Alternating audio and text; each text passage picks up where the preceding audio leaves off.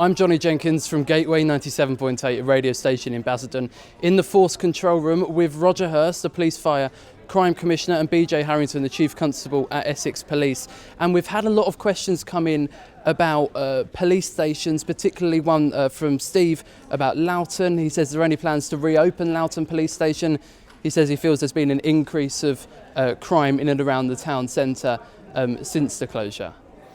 So I think what we know is there's no correlation between having a police station and levels of crime. We've got that sort of analysis across the piece. We know where we have police stations, where we don't. The thing that makes the difference really is proactive policing, targeting key problems. It's not buildings that solve crime, it's police officers. And they can also get out there and prevent it. That's, I think, the main message to get out. The reason that we had to rationalise the police estate was we had a lot of buildings that weren't being well used.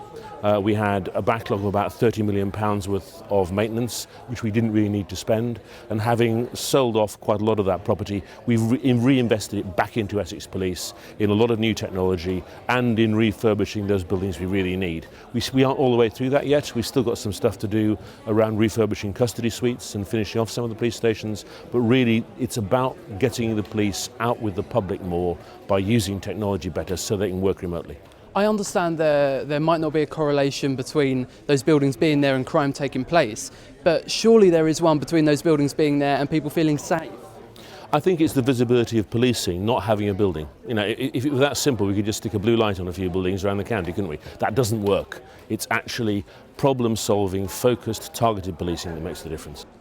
Gareth says having centralised stations takes officers out of the local communities, makes local foot patrols impossible without driving to locations. And he says where stations still exist, why not have local uniform officers based in Leigh-on-Sea, Eastwood, Shrewsbury? So I think Gareth there is making a misapprehension about the fact that police officers sit in stations waiting to be called out. That's just not the way it works. Policing has changed over the decades.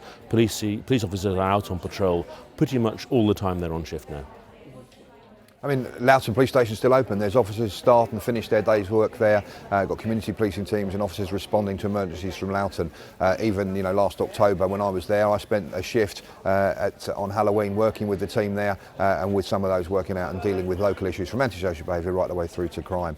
We're a 21st century force. We need to have our officers out there being visible in the communities, tackling the lower key issues, the antisocial behaviour, the things that are more localised right the way through to higher end crime, and they are out there. You're in a control room here, a 21st century control room. Much of our estate was not like this, it was not purpose built, and it didn't suit what we need to do to keep our communities in Essex safe.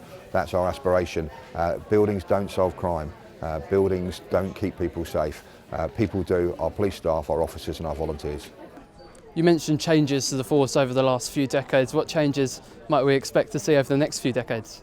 Well, I think we'll see more technology again being introduced. I think as well we'll get much smarter in policing the new public space. So I think people expect physical public space to be kept safe, but the internet now is public space as well. A lot of crime happens there, and we will get much cleverer and much better at how we keep people safe. We're 21st century, we've got to deal with the challenges that brings. We're growing, which is great. That gives us more capability to be visible in a local village, in a local town, in the rural community, right the way through to being visible online and tackling the crimes and the hurtful things that happen to people because they're living their lives in the internet. And that's not just about young people, that's about the whole of our communities. So you'll see more of us using modern technology, both to allow our people to be out there and available, but also to tackle criminals and bring them to justice and keep people safe.